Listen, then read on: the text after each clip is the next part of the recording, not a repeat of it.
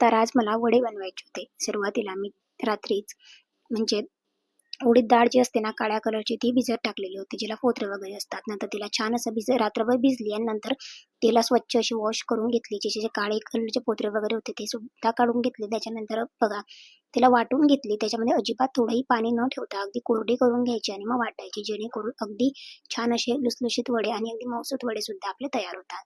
लगेचच 2 मिरच्या, थोडेसे आलं, लसूण आणि थोडंसं जिरं मिक्स करून घेतलं आणि हिरव्या ज्या मिरच्या असतात ज्यांना आपण लाल करतो त्या मिरच्या घ्यायच्या, जेणेकरून वडे अगदी टेस्टी बनतात.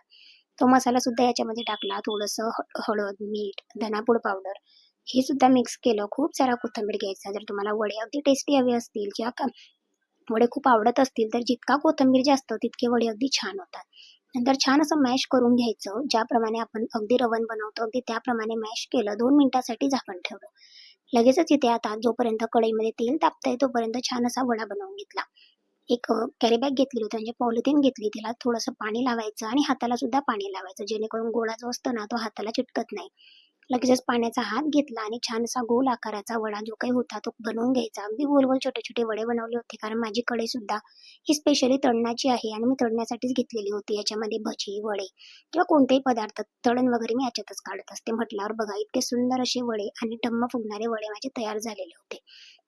4-5 वडे काढून घेतलेले होते. लगेच मला नवनाथांच्या पोथीला नैवेद्य सुद्धा दाखवायचा होता, कारण नवनाथ पारायण केलं आणि वड्यांचा नैवेद्य दाखवला नाही असं कोणाच्याच घरी होत नसतं. आणि जर तुम्ही वड्यांची कथा ऐकली असेल किंवा तुम्ही नवनाथ पारायण केलं असेल तर तुम्हाला माहिती असेल का गुरूंसाठी एका शिष्याने वडा बनवला.